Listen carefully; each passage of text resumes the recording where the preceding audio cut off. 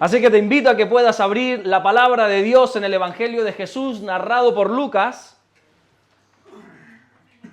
en el capítulo 9. ¿Qué tal si nos ponemos de pie para leerla, así ya te despejas un poquito? Porque yo tardo unos 20-30 minutitos en compartir, nos ponemos de pie.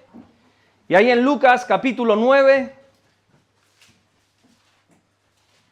vamos a ir hasta el versículo 51. ¿Lo tenemos? Si tú tienes una Reina Valera, te vas a dar cuenta que el título es Jesús reprende a Jacobo y a Juan. Vamos a ver qué sucede ahí. Dice Lucas capítulo 9, versículo 51, cuando se cumplió el tiempo en que él había de ser recibido arriba, está hablando de Jesús, lógicamente, afirmó su rostro para ir a Jerusalén y envió mensajeros delante de él, los cuales fueron y entraron en una aldea de los samaritanos para hacerles preparativos, mas no le recibieron, porque su aspecto era como de ir a Jerusalén. Viendo esto, sus discípulos Jacobo y Juan dijeron: Señor, ¿quieres que mandemos que descienda fuego del cielo como hizo Elías y que los consuma? Entonces, volviéndose él, los reprendió diciendo: ay, vosotros no sabéis de qué espíritu sois. Versículo 56. Porque el Hijo del Hombre no ha venido para perder las almas de los hombres, sino para salvarlas. Y se fueron a otra aldea. Amén. Amén. Gracias, mi Dios, por tu palabra. Gracias porque nos gozamos, nos deleitamos en ella. Oramos en el nombre de Jesucristo que mientras tu palabra sea predicada en esta tarde, Señor, que ocurran los prodigios, las señales, las maravillas, las sanidades, las liberaciones, todo lo que tu palabra dice y promete que pueda hacer. Oramos para que ocurra esta tarde en nuestras vidas. Gracias, mi Dios, por todo lo que estás haciendo y por todo lo que vas a hacer en el nombre de Jesús. Y solo el que lo cree dice fuerte: amén. Amén. Qué bueno. Se puede sentar, ahora sí. Qué tremendo este pasaje que Lucas nos cuenta, porque este pasaje nos está mostrando un inconveniente que tuvo el Señor en Samaria, más que el Señor, unos discípulos que el Señor envió delante de él.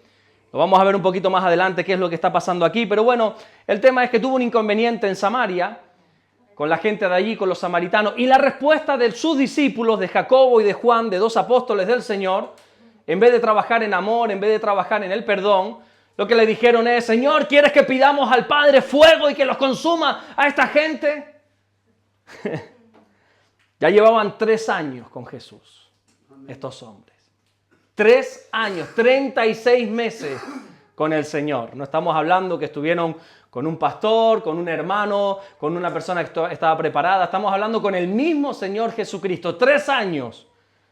Y parece que no habían aprendido nada. No habían cambiado.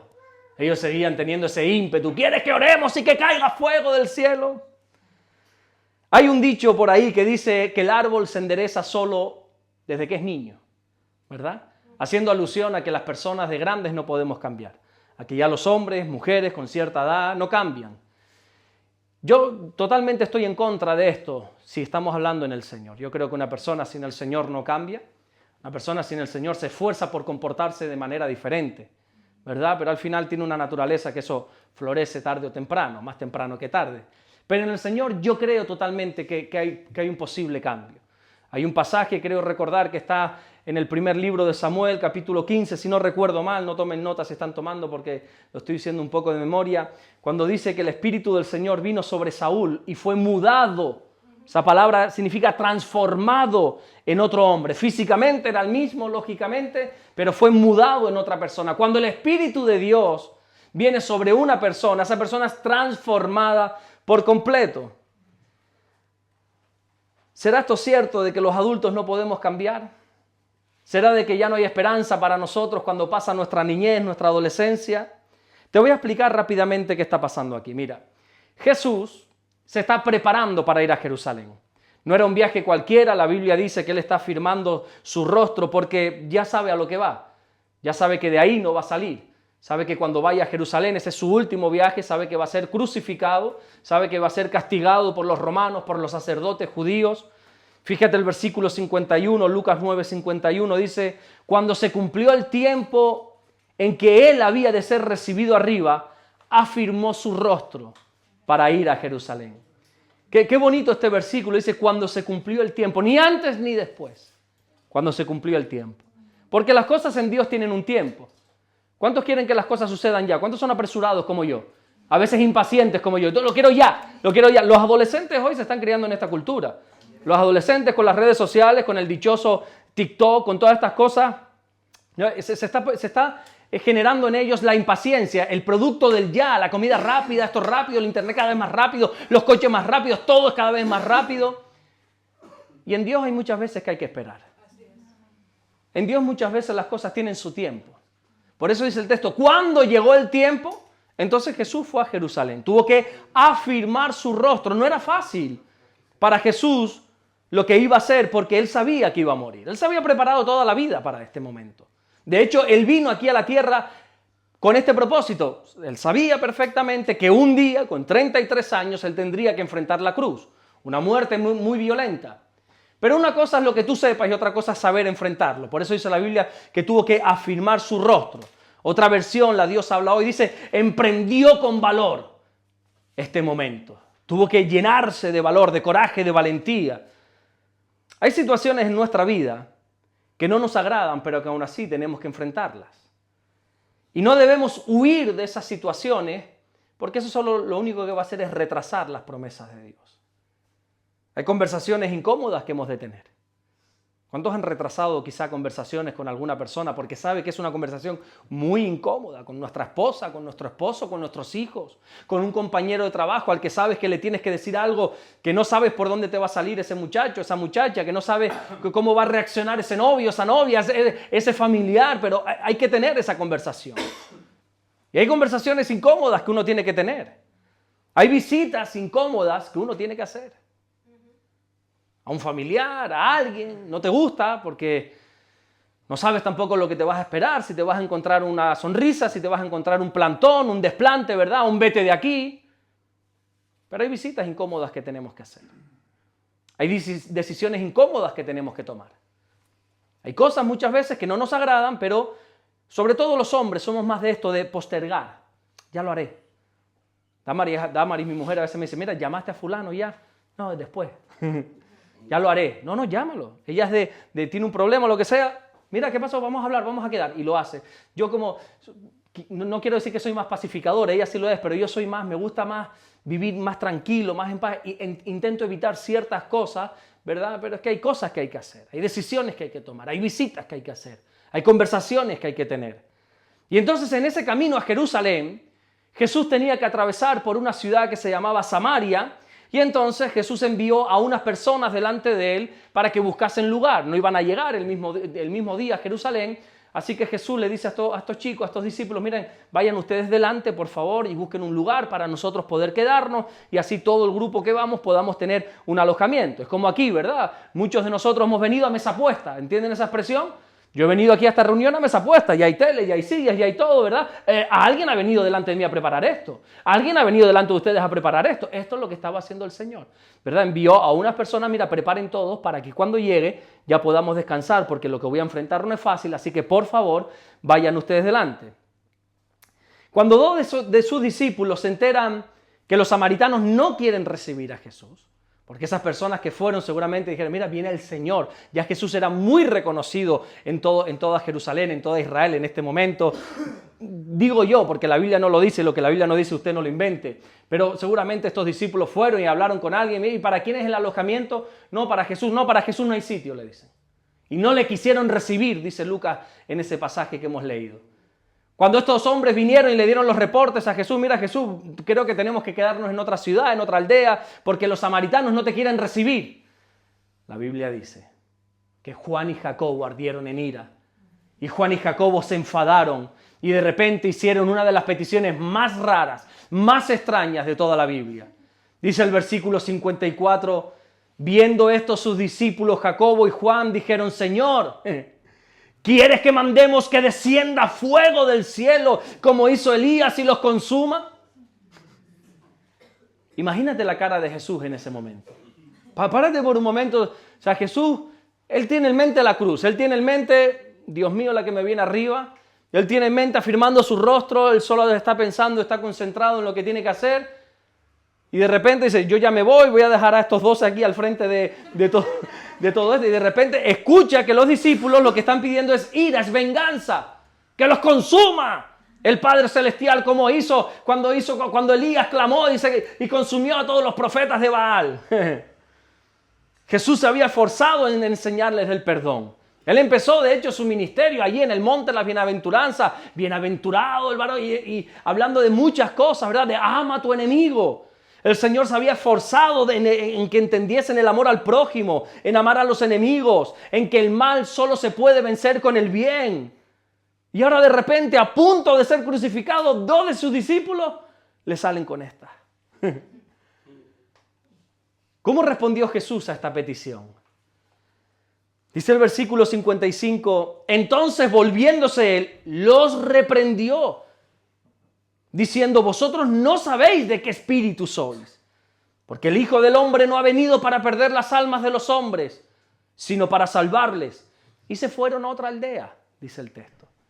Jesús les reprendió, los corrigió. Y de aquí podríamos sacar, aunque no es el tema, y quiero volver rápidamente a esto, de aquí tenemos que aprender que hay que enseñar a la gente, hay que corregir a la gente, hay que exhortar, hay que reprender en el buen sentido, no de una manera autoritaria, tú haces esto y punto. No, en el Señor no trabajamos así. Aquí todos estamos por amor. ¿Hay alguien obligado aquí?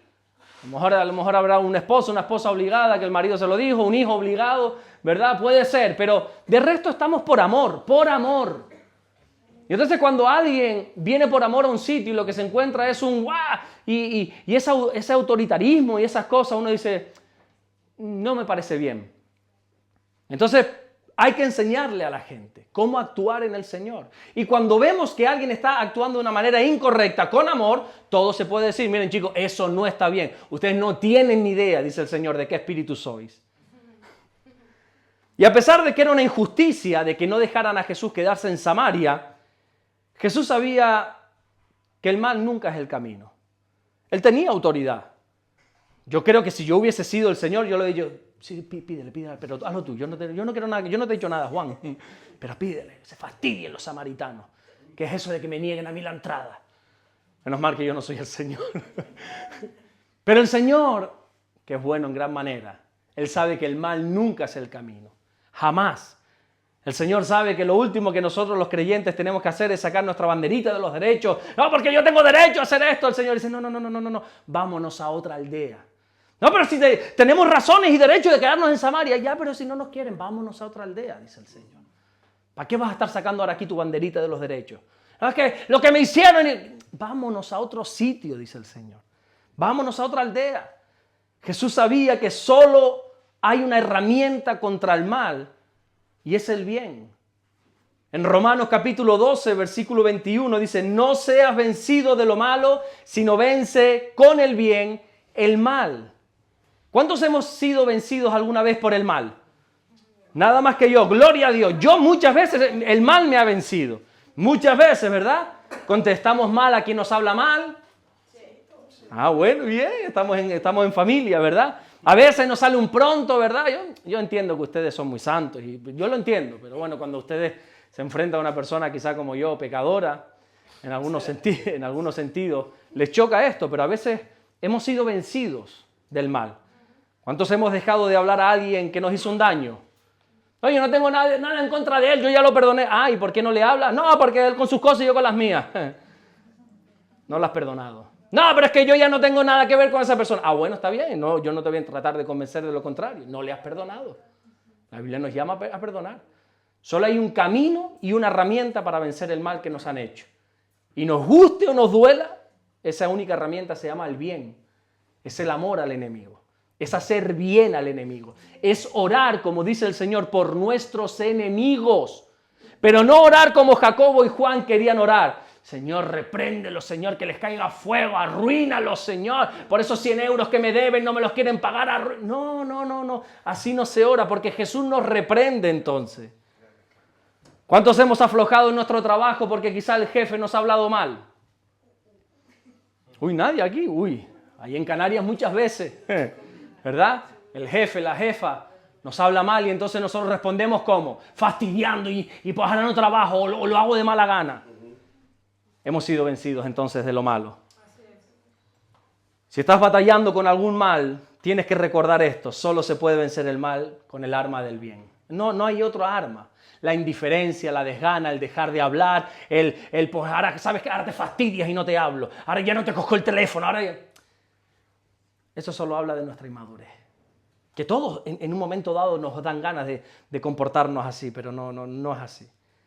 Ahora bien, ¿por qué estos dos discípulos actuaron así? ¿Por qué Jacobo, por qué Juan actuaron así?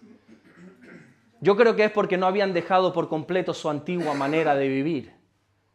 Ellos se habían encontrado con Jesús, habían estado mucho tiempo con Jesús, habían pasado tiempo con Él, pero todavía tenían costumbres, hábitos de ese viejo hombre, de esa vieja naturaleza, ¿verdad? Que no habían abandonado, y por eso Jesús tuvo que reprenderles.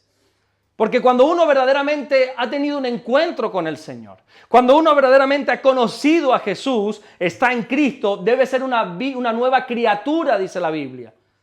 Dice 2 Corintios 5:17, de modo que si alguno está en Cristo, nueva criatura es.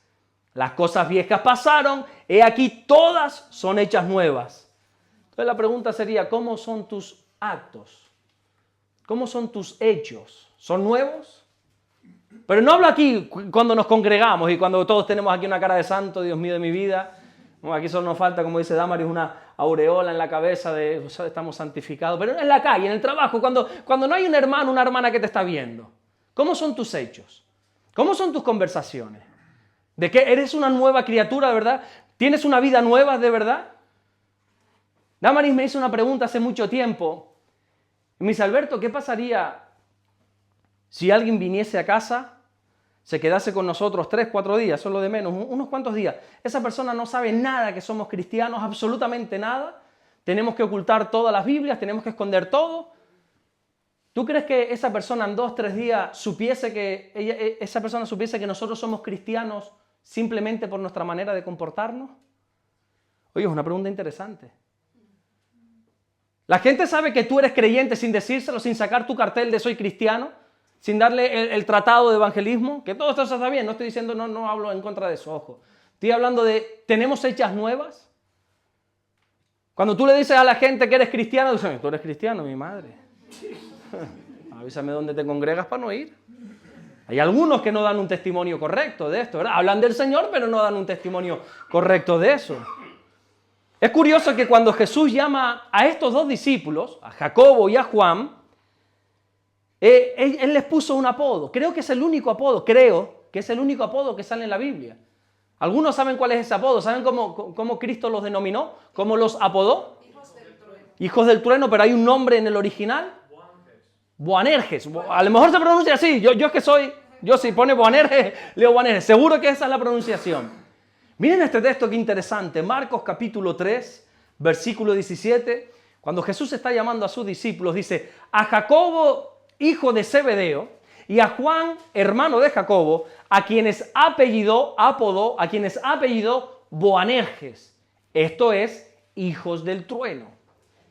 Mira, Jesús no llamó a estos dos discípulos Boanerges para avergonzarlos, no, ni mucho menos, para humillarlos, no, para nada, o para condenarlos, no, todo lo contrario. Lo hizo para mostrarles algo que en ellos había. Jesús les dijo, mire, está bien, ustedes son pescadores, son hijos de Zebedeo, pero déjenme decirles una cosa, ustedes son unos Boanerges. Ustedes son, sí, mejor, para no distraerme. Volvemos a empezar, no, son bromas. Ustedes son unos Boanerges, unos hijos del trueno. ¿Algo vio Jesús en ellos para que le dijese, ustedes son hijos del trueno? No sé si vio en ellos un fuerte carácter, no sé si vio en ellos quizá un ímpetu, un temperamento que no controlaban, pero Jesús lo detectó y les mostró un problema que ellos tenían, un Boanerges, un hijos del trueno. Este hijos del trueno habla de la ira. Así que probablemente estos dos hermanos eran hijos de ira. Se airaban fácilmente. No voy a preguntar cuántos se airan aquí. ¿Cuántos han dado portazos? ¿Cuántos se enfadan? Y pues me voy y se van. ¿Y cuántos son Boanerges? Y algunos cuando no conocíamos al Señor, ¿verdad? Y dábamos portazos y salíamos del coche y nos enfadábamos. Y tirábamos cosas. Antes de conocer al Señor. Y nos enfadábamos y teníamos, es que no puedo controlar la ira. Y el Señor vio en ellos esto. Y le dijo, oye, tengan cuidado, porque son hijos de la ira. Yo quiero hacer grandes cosas con ustedes, pero con ese carácter puede ser que todo se frene. Estos dos hermanos habían pasado mucho tiempo con Jesús, pero no habían cambiado su carácter. Porque vemos que en un momento de dificultad, vemos que en el primer problema que la Biblia refleja, su respuesta, en vez de decir, vamos a orar por los samaritanos para que Dios los perdone, es decir, vamos a orar para que los destruya el Señor. Al igual que Sodoma y Gomorra llovió azufre del cielo, yo voy a orar para que también los samaritanos. ¿Cuántos han orado así alguna vez por algún enemigo? Ustedes no, nunca, gloria a Dios. Qué bueno, algo parecido, ¿no? Hemos dicho en nuestro enfado, Señor, o te lo llevas o te lo mando. Oraciones que no pasan de aquí para arriba, lógicamente, porque uno las dice en caliente y nos reímos, pero es algo totalmente ridículo, porque Dios usa el camino del amor siempre. Y no puede orar y que descienda fuego. Y el Señor lo reprendió porque estaba ahí, si no, esa oración se hubiera quedado ahí en el aire, eso no hubiera subido al trono celestial, lógicamente, porque el Señor siempre se mueve en el camino del amor. Les deseaba el mal a los que piensan diferentes, ¿verdad? Esto se ve mucho en las iglesias. Nos disfrazamos con nuestro disfraz, ahora que en Canarias estamos en carnavales, ¿verdad? Aquí también, en las iglesias también, los carnavales no son de Dios. Bueno, y entonces el disfraz que muchos se ponen aquí en la iglesia. Porque a veces nosotros también dentro de las iglesias condenamos a los demás porque no piensan como nosotros. No tienes mi manera de pensar, entonces tú eres un impío. Ah, bueno, pues si es un impío, ámalo. Y atráelo con cuerdas de amor al evangelio. Ah, porque esa persona piensa diferente como yo, es diferente a mí, y no sé cuánto, y pecador, y como decía uno por ahí, hueles a azufre y vas a ir al infierno. Ustedes se ríen, pero este tipo de predicación se da, Una vez aquí en Madrid, hace como 15 años atrás, vine y estaba en la Plaza Mayor, puede ser que se llame, sí, donde está el oso allí. Y de repente yo empiezo a escuchar que alguien está predicando el evangelio, pues rápidamente, me acerqué, y era un viejito. Dios mío de mi vida, si yo llegase a esa edad, 85, 90 años, presumo que tenía ese hombre, me gustaría tener ese fuego, esa pasión. Ese hombre tenía una Biblia más grande que este cartapacio, grande, y predicaba con un valor que yo no tengo. Claro, que es fácil predicar entre hermanos, pero sale a la calle y predica. Y predicando y tal, pero claro, resulta que cuando yo empiezo a escuchar la predicación, el tipo no decía ni una mentira, pero empiezo a escuchar la predicación y yo dije, y está diciendo, a ti prostituta, que te vas al infierno, a ti homosexual, que te vas al infierno, a ti no sé borracho, que te vas al infierno. Y yo dije, wow, no, el tipo está diciendo verdades como puños, pero ¿sabe lo único que consiguió? Que yo, que era creyente y me apasiona el evangelismo, me acerqué a escucharle, pero la gente pasaba, se reía, unos le sacaban fotos, se burlaban de él. ¿Está mal lo que decía? Bueno, a lo mejor el tipo estaba diciendo verdades como puños, vuelvo y repito, pero no es la manera. No es la manera. ¿Piensa diferente a ti? Bueno, pero mira, es que la Biblia dice, por lo menos mi Biblia, que es el Espíritu Santo el que convence de pecado. Nosotros tenemos que dejar obrar. Eso no quiere decir que a la gente no se le diga, pero a la gente hay que amarla. Hay que, escuchen esto, hay que aceptarla. ¿Ustedes entienden eso? Hay que aceptarla. No, pero es que él es lo que quiera que sea. Ámalo. Tenemos que amarlos. Nosotros no vamos a cambiar a nadie. Es más, si nos ponemos en la postura, no, es que la Biblia dice, lo único que vas a conseguir es que la gente se vaya. Mira, una vez, ya como testimonio un poco personal, estamos trabajando allí en Morrojable, en Fuerteventura, donde nosotros vivimos, con un hombre que es transexual. Estamos trabajando, él viene a los grupos de hogar en mi casa y estamos trabajando con él. Y entonces, bueno, un domingo que yo no estaba, no recuerdo dónde estaba, él decidió visitar otra iglesia. Cuando él va, cuando él viene con nosotros a la iglesia, él se comporta, él no va vestido, pues le hemos dicho, oye, chico, respeta, ¿no? Entonces él fue a la otra iglesia, no sabían nada, y cuando entra, el pastor, dice él, yo te cuento lo que dice él, tampoco puedo poner la mano en el fuego, yo lo creo verdaderamente porque tengo buena relación con él. Dice que el pastor, cuando lo vio entrar así a lo lejos, lo que le dijo es, mira, con esos pendientes te vas al infierno. ¿Sabes la vergüenza que sintió ese hombre? Se no pasó, se dio la vuelta y se fue. Y me dijo, Alberto, yo no voy más a ese sitio. Yo no voy más. ¿Quiere decir eso que Dios acepta? No, Dios lógicamente no acepta. La Biblia es clara con eso. Pero si nosotros no le dejamos acercarse a Dios, si somos nosotros los que le ponemos aquí el freno, ¿verdad? Si somos nosotros los que oramos nada más porque como piensa y como es diferente a nosotros, Señor, que lo consuma. No deje que se acerque al Señor y que el fuego del Señor consuma su pecado. Pero nosotros no podemos condenar a la gente, hombre. Cosa diferente es que ya lleve un tiempo aquí con nosotros, ¿verdad?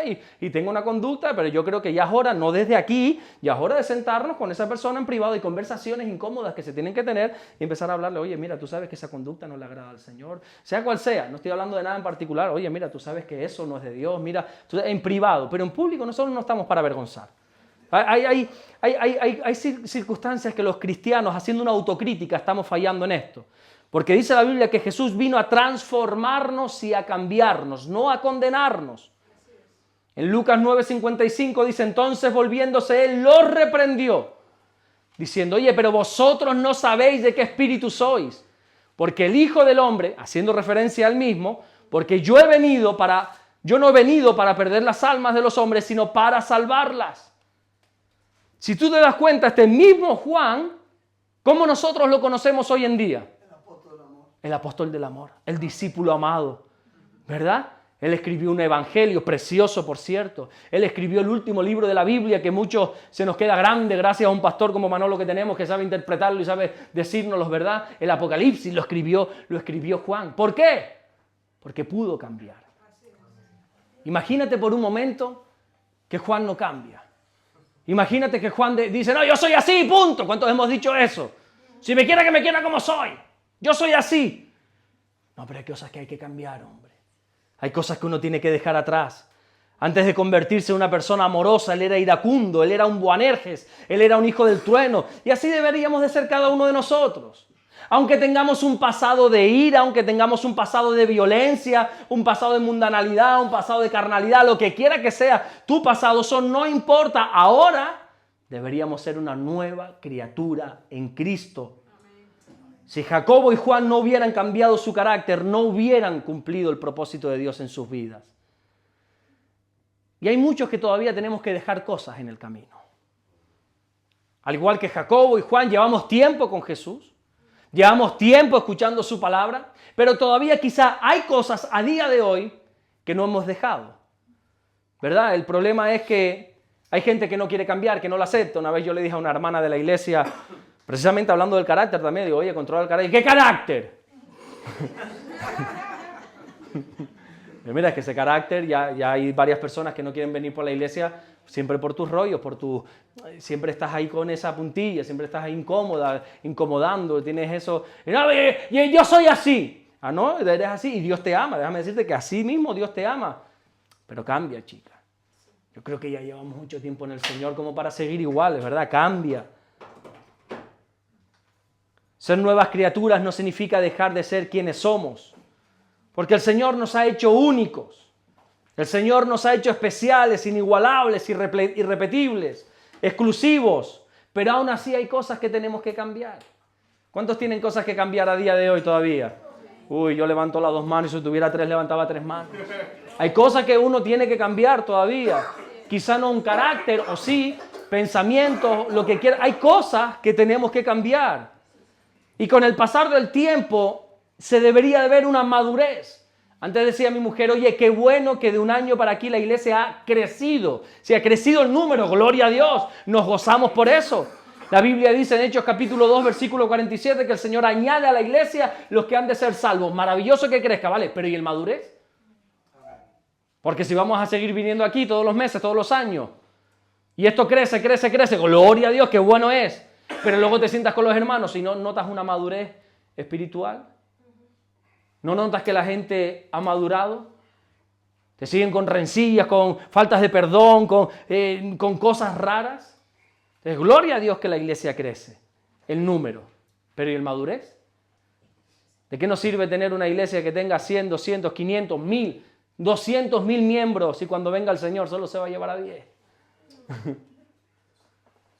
¿Sabes para qué sirve eso nada más, lo de los números? Para el ego personal, para que el pastor pueda decir, tengo una iglesia de tanto, vanagloria, dice la Biblia. Eso no sirve para nada.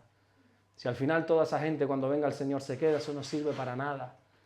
Uno tiene que crecer, en el Señor. Con el pasar del tiempo tiene que haber una madurez.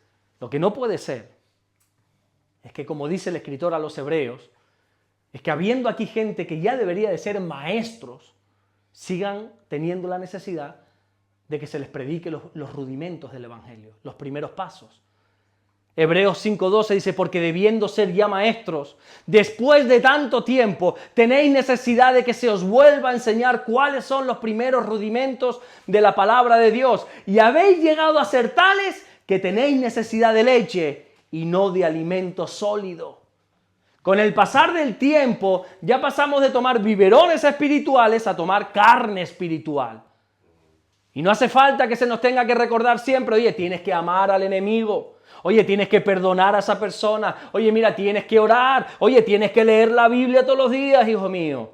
Oye, tienes que hacer... No, con el pasar del tiempo debería haber un crecimiento. Debería haber una madurez. En nuestra vida siempre tiene que haber una evidencia de madurez. Pablo es un claro ejemplo de esto. Mira, cuando él se convierte, al poco tiempo, cuando él empieza a predicar la palabra, mira este versículo, Gálatas capítulo 2, versículo 6. Te lo voy a leer en la Nueva Traducción Viviente. ¿Alguien tiene esta traducción? Nueva Traducción Viviente. En el móvil, vamos a leer Gálatas capítulo 2, versículo 6. Dice así. Los líderes de la iglesia no tenían nada que agregar a lo que yo predicaba. Fíjate lo que Pablo está diciendo. Los líderes de la iglesia no tenían nada que agregar a lo que yo predicaba. Dicho sea de paso, dice él, su fama de grandes líderes a mí no me afectaba para nada, porque Dios no tiene favoritos. ¿Qué desprende Pablo aquí? Un poco de arrogancia, ¿no? Esta gente no tiene nada que decir de mi predicación. Mi predicación es prácticamente perfecta. Ni los líderes de la iglesia pueden corregirme en algo. Es un poco como de prepotencia, de orgullo. No sé si ustedes lo notan.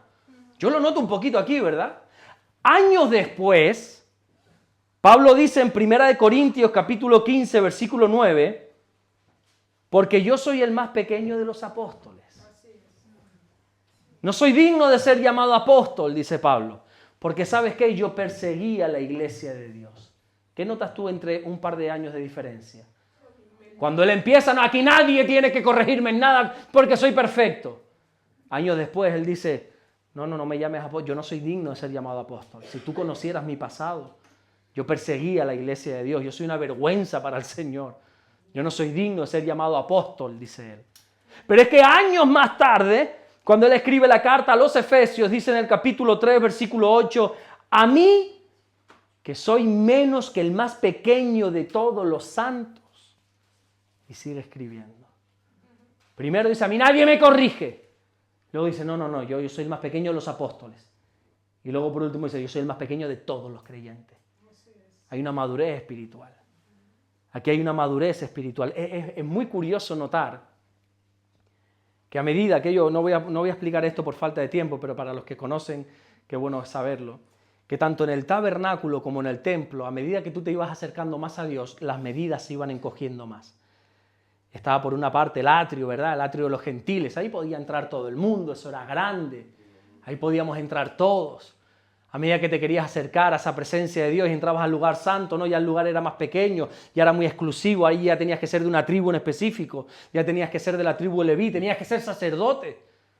Pero es que si ya quisieras llegar a la misma presencia de Dios, no, eso es el sumo sacerdote, quien entra ahí y una vez al año. A medida que uno más se acerca a Dios, más angosto se vuelve el camino.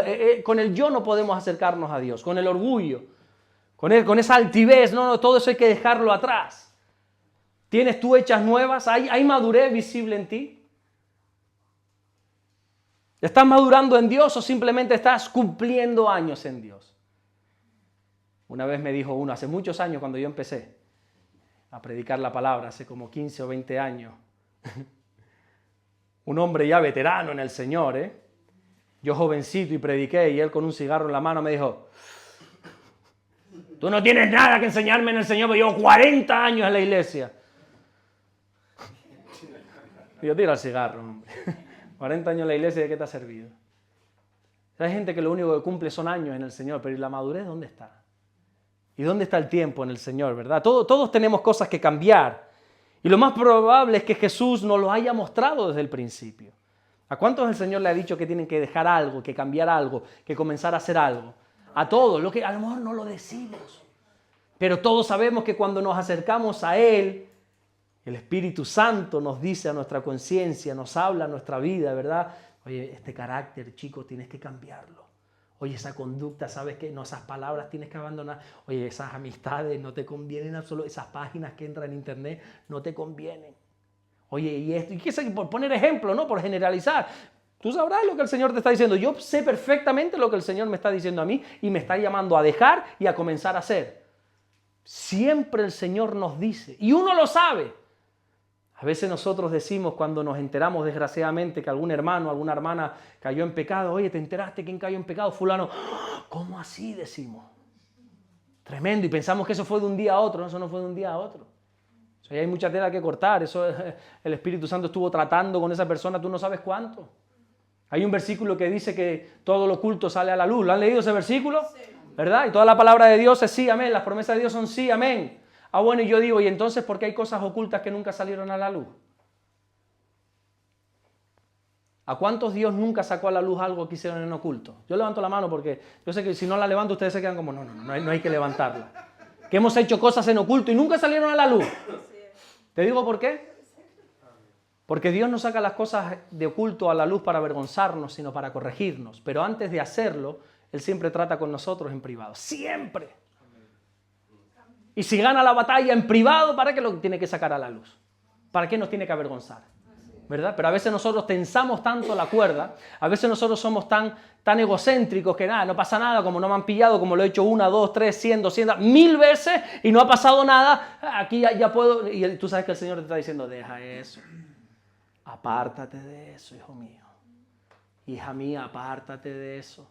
Y nos lo dicen, y llega un momento que como somos tan cabezones, porque así somos el ser humano, tan cabezones que Dios tiene que sacarlo a la luz. Pero siempre antes de que algo sea sacado a la luz, tú no sabes el trato que hay en la intimidad. Ni te imaginas el trato que Jesús, como con Jacobo y con Juan, nos ha tenido que reprender y nos ha dicho en la intimidad, a través de una predicación, a través de un hermano, a través de algo. Tú sabes cómo Dios nos habla, ¿verdad? Y alguien te dice, oye, mira que fulano, y te está hablando otra. A mí me pasa mucho. A veces, a lo mejor, como soy pastor, la gente no tiene ese valor de decirme las cosas en la cara, pero muchas veces creo que Dios conmigo en algunas ocasiones actúa así. Alguien se me acerca y me dice, mira, que fulano está haciendo esto, es mejor que lo deje, dile que no sé qué. Y yo digo, si tú supieras que fulano soy yo. Si tú supieras que esa exhortación es para mí. Si tú supieras que lo que tú piensas que es para Mengano es para mí. Lo que pasa es que a lo mejor el Señor no te dice que es para mí para no avergonzarme, pero... O estás en una predicación y el otro día un señor deja de venir a la iglesia, vino con nosotros 2 domingos, y entonces yo pregunté a la mujer, oye, mira, ¿y por qué tu marido no ha venido más para la iglesia? Hombre, se veía que tenía ganas. Me dice, no, está enfadado conmigo y conmigo. Me dice, digo, contigo, pues arréglatelas tú con él, que es tu marido, pero ¿y conmigo por qué? Dice, no, está enfadado porque él piensa que él antes de venir a la iglesia yo hablé contigo y te conté todo y que tú predicaste solo para él y lo avergonzaste en público. Digo, pero si yo no lo conozco de nada. Digo, ¿no será el Señor que le estaba diciendo algo? Yo a ese hermano no lo conocía de nada. Y a veces estamos sentados y el Señor está tratando con nuestra vida y está hablando con nuestra vida y nos está diciendo algo. Y qué bueno es que le hagamos caso al Señor por las buenas. Pablo le dice a los Gálatas, oye, de los pastores nos podemos burlar. De los hermanos los podemos burlar, nos podemos engañar. Nos podemos fingir los unos a los otros. Yo le puedo decir a mi hermano amado Juan, sí, no, yo estoy aquí en santidad, tranquilo. Y él me cree, y él me lo dice, y yo le creo, y nos abrazamos, y gloria. Pero dice Pablo, pero a Dios, ¿de Dios nos podemos burlar? ¿En serio tú crees que a Dios lo podemos engañar? Entre nosotros podemos tener una fachada hermosa y aparentar una santidad que no existe. ¿Pero tú crees que delante de Dios podemos ocultar algo? Pablo dice, no os engañéis, Dios no puede ser burlado. Entonces todos tenemos cosas que cambiar, no podemos escondernos de yo soy así, porque eso lo que nos va a llevar es a no poder acercarnos más a Dios. ¿Qué es lo que el Señor te está mostrando y no quieres cambiar? ¿Qué es lo que el Señor quizá lleva tiempo diciéndote y te estás resistiendo? No quieres dejar de hacer, no quieres comenzar a hacer. El otro día un hermano me decía, Llevo años que el Señor me está pidiendo meterme en un ayuno, pero ya le he resistido demasiado. Voy a ayunar, me dice. Pues si llevas 15 años el Señor, no has ayunado ni un día, hijo mío. Pero bueno, está bien que lo hayas decidido, está bien, maravilloso, le digo, gloria a Dios. Pero decía, el Señor me lleva pidiendo mucho tiempo y nunca lo he hecho. No solo se trata de dejar de hacer, se trata de hacer. De comenzar a leer la Biblia todos los días, de comenzar a tener un tiempo de comunión con Dios todos los días, de que como matrimonios podamos orar. ¿Cuántos oran como matrimonio juntos? Y buscan a Dios juntos. Qué hermoso, gloria a Dios. No digo todos los días, porque a lo mejor, ¿verdad? Tenemos nuestras ocupaciones, desgraciadamente, muchos quehaceres. Pero qué hermoso de vez en cuando cogernos la mano con nuestra esposa, con nuestro esposo y poder clamar a Dios, ¿verdad? Juntos, de vez en cuando. Y el Señor muchas veces nos lo tiene que recordar. Está bien la iglesia, está bien el servicio, maravilloso. Pero la promesa dice, yo y mi casa serviremos al Señor.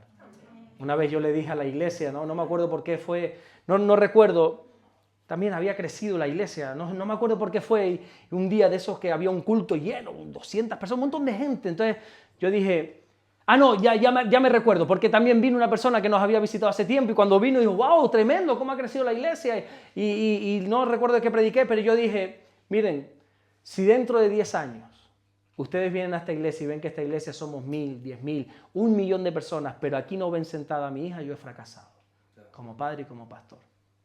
Si mi mujer no se quiere sentar aquí a escucharme, de nada me sirve que me escuchan 10.000, 20.000, 30.000 personas si mi mujer, que me conoce, no se quiere sentar aquí a escucharme. Entonces he fracasado. Nuestra casa es lo primero, la familia es lo primero. ¿Qué sucede? Que también dicen por ahí que el cristianismo donde más difícil de vivir es en casa. Porque ahí verdaderamente somos nosotros, ¿verdad? No voy a decir cuántos se comportan de una manera aquí en su casa, porque todos levantaríamos la mano.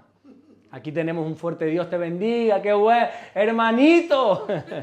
Y en casa, pero es en casa donde uno verdaderamente tiene que luchar por su casa, por sus hijos, por su esposo, por su esposa.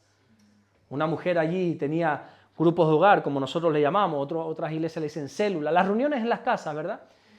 Visitaba a fulano y tenía no sé cuántas reuniones y Damaris y yo la tuvimos que sentar a esta mujer y le dijimos, no está bien. Oh, pero ¿me vas a prohibir predicar la palabra? No, Dios me libre, es una impuesta necesidad que tenemos el predicar. Pero ¿y tu marido? ¿Estás desatendiendo tu casa? Estás todos los días con 2, 3 reuniones por ahí, llegas a las tantas y tu marido... No, mi marido sabe que estoy sirviendo al Señor. Gloria a Dios y qué bueno que no se enfada, pero él no está atendido bien. O al revés, si fuera un hombre lo mismo, hay que atender a la mujer, hombre. Entonces, primero en la casa. ¿Está bien servir al Señor? No, está bien, no, es importantísimo, es vital. Pero ¿en nuestra casa? ¿De qué nos sirve, verdad? Que lleguemos al cielo y llevemos almas y almas y almas y nuestra mujer se haya quedado en el camino. Nuestros hijos, como dijo hace años la hija de un pastor que le preguntaron, ¿qué quiere ser de mayor? De todo menos pastor, dijo. Porque la iglesia me ha robado a mi padre. ¿Cuántos hijos de pastores hay por ahí, verdad, que no quieren saber nada del Señor? Porque nos metemos en una película, la iglesia, gloria a Dios, claro que sí. Servimos a la iglesia como Cristo sirvió a la iglesia. Pero nuestra casa, nuestros hijos, nuestros esposos que se consagren a Dios es lo más importante. Nuestras esposas que sean consagradas es lo más importante. Que en nuestra casa haya un ambiente de devoción a Dios es lo más importante. Ya me salía el tema, espérate a ver cómo retomo yo esto aquí. Dios mío de mi vida, ¿dónde me metí yo ahora? Bueno, entonces te estaba preguntando que qué es lo que el Señor te ha mostrado y no quieres cambiar, porque quizá hay un pronto, hay un carácter, hay una ira, hay unos pensamientos, hay unos vicios, hay unas adicciones, hay algunas cosas ocultas que solo tú sabes y Dios quiera que solo tú sepas, que nunca tenga que salir a la luz, pero ¿qué el Señor te está pidiendo? Pasa el tiempo y sigues igual, no hay un cambio, no hay una nueva creación, no hay hechas nuevas, no hay una madurez. Y Jesús murió para darnos una vida nueva, no para remendar la que tenemos. La Biblia dice en Apocalipsis 21:5, he aquí, yo hago nuevas todas las cosas, dice el Señor. Y me dijo, escribe, porque estas son palabras fieles y verdaderas. Jesús hace todas las cosas nuevas. Jesús no es, con perdón de la expresión, permíteme esta expresión, no es ningún chapuza que deja las cosas a medias. No es alguien que empieza algo y lo deja a medias. Él dice, el que comenzó la buena obra la perfeccionará. Él la terminará. Él hace cosas nuevas en nuestra vida. No remienda, no dice, bueno, vamos a ver qué podemos hacer con Juan. Pues así mismo, para adelante. No, Él hace cosas nuevas. Perdona por cogerte de ejemplo. Él hace cosas nuevas. Él nos hace una nueva criatura. Ezequiel, si no me equivoco, dice que Dios quita ese corazón de piedra que tenemos y nos da un corazón nuevo, un corazón de carne. Tenemos un corazón tan podrido que Dios no se molesta ni en trabajar en él. Lo quita y nos pone un corazón, un espíritu nuevo, dice la Biblia. Porque así es Dios. Pero nosotros tenemos que poner de nuestra parte. No puede ser que pase el tiempo y que sigamos igual. Él quiere hacer algo nuevo en nuestra vida, pero nosotros preferimos quedarnos en nuestra comodidad y ser las mismas criaturas. Ahora venimos a la iglesia, venimos a los cultos, decimos que somos cristianos, pero no hay un cambio en nuestra vida. Es más fácil quedarnos como estamos, actuar como que siempre estamos bien, como que tenemos buenas costumbres, pero Jesús nos ha llamado para convertirnos en nuevas criaturas. Y a veces lo que nos impide madurar son esos hábitos, esas costumbres que arrastramos del pasado, ¿verdad? Arrastramos de esa vieja manera de vivir, arrastramos de ese viejo hombre, de esa vieja mujer, de cuando éramos niños y tenemos ese pronto y tenemos esas palabras y es del pasado. Es muy curioso que los dos hermanos tuvieran el mismo carácter. Esto nos habla de que probablemente ese carácter era heredado de los padres. Quizás tanto Juan como Jacobo vieron que Zebedeo, su padre, por eso la Biblia lo menciona, vieron que Zebedeo probablemente tenía eso. Y ellos vieron normalizaron la ira. Normalizaron que en un problema se debe de gritar, que en un problema se pueden incluso golpear, que en un problema se pueden coger las cosas y tirarlas. Se criaron en un ambiente donde se daban portazos, se criaron en un ambiente donde se enfadaban y se faltaban el respeto. Pero en Cristo no es así. Se criaron en un ambiente donde papá y mamá discutían y no se hablan por una semana. Pues será normal no hablarse. Será normal no pedirse perdón. ¿Cuántos se han criado en casas así? No levantan la mano, pero ¿verdad? Con costumbres que una vez llegamos al Señor decimos, eso no es lo correcto. La Biblia dice que no se ponga el sol sobre vuestro enojo, que uno tiene que hablar. Que nosotros tenemos que ganar a la luna, ¿verdad? Que no se puede esconder el sol sin arreglarnos, que antes de que salga la luna uno tiene que hablar con su esposo o con su esposa. Aunque yo también soy partidario que hay momentos que no se tiene que hablar, ¿verdad? En el enfado no, date una vuelta, pero luego vienes y hay que hablar. Hay conversaciones incómodas que se tiene que tener. Y en el momento, si estás caliente, si estás enfadado, no hables porque lo vas a empeorar. Pero no podemos estar una semana sin hablarnos. No puede pasar un mes sin hablarnos. O peor aún, luego fingir una falsa reconciliación y aquí no ha pasado nada. No, se ha pasado. Y esto hay que hablarlo.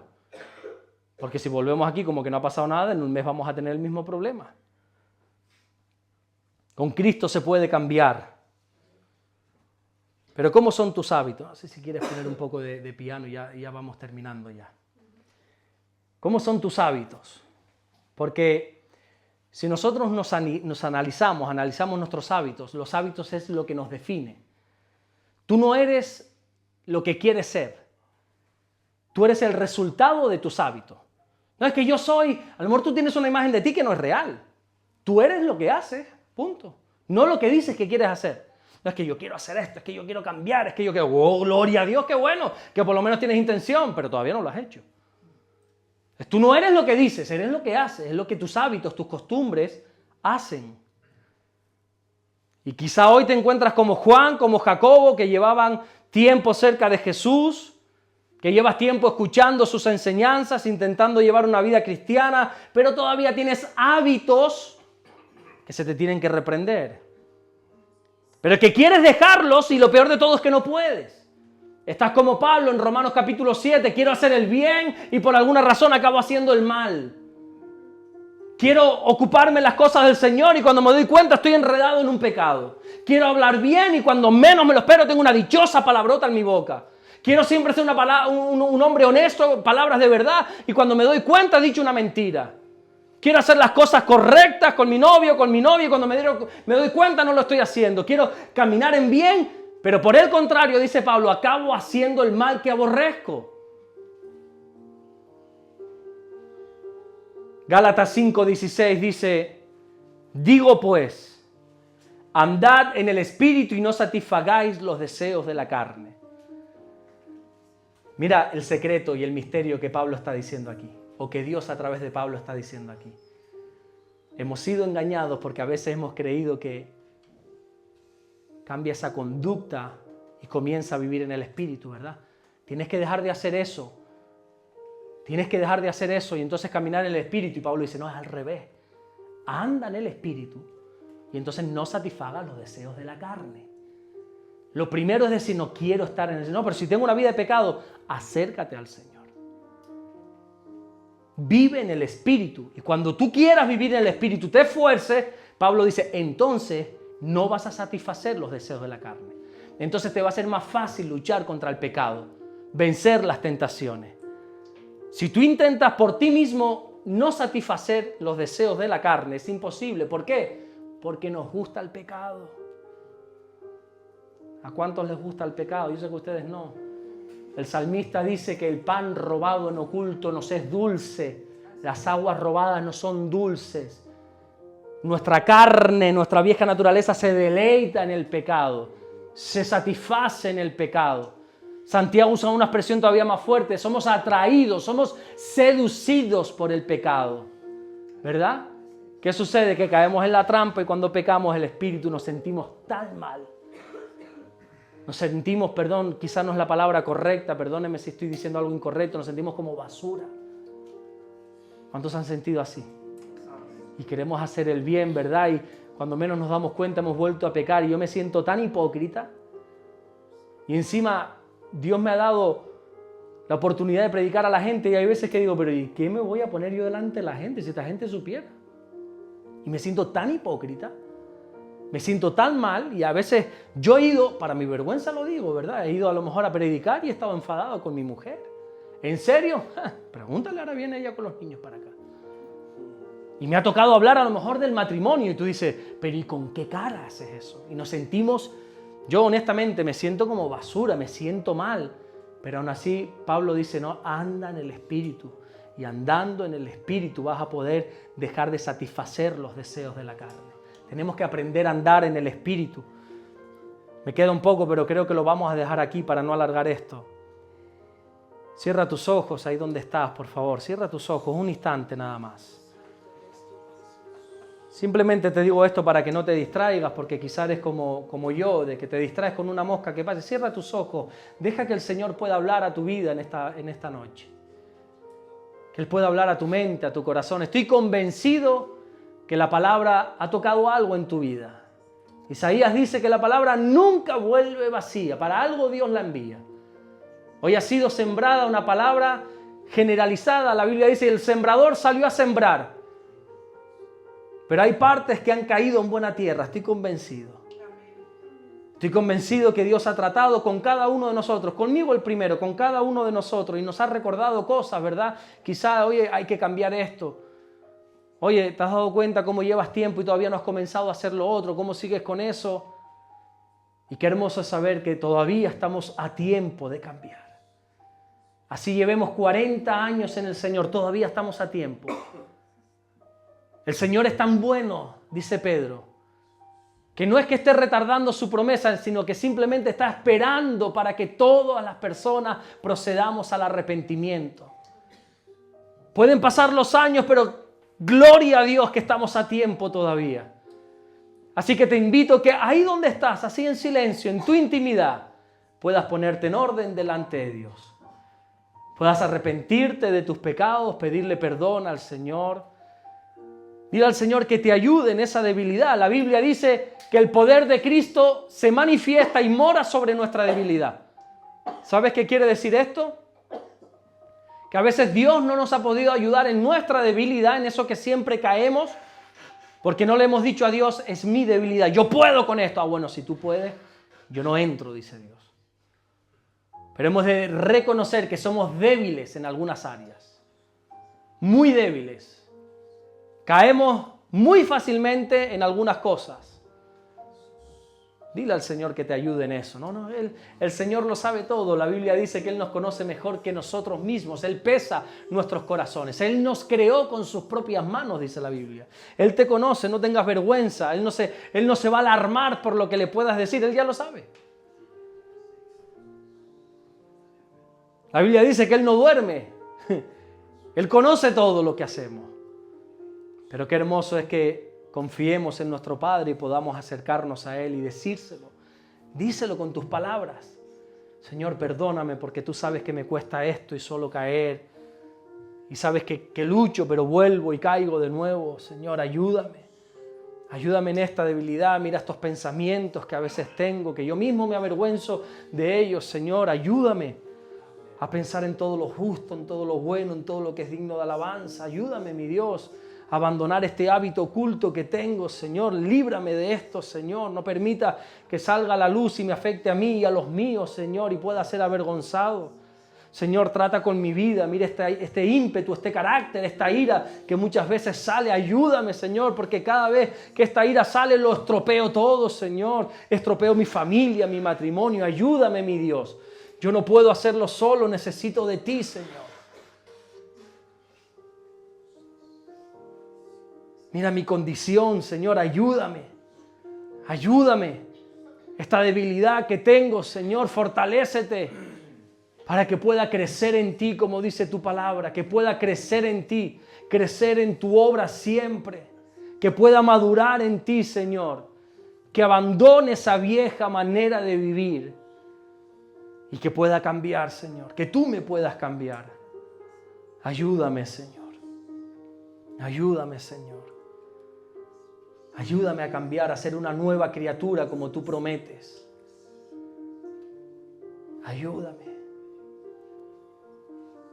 Qué hermoso sería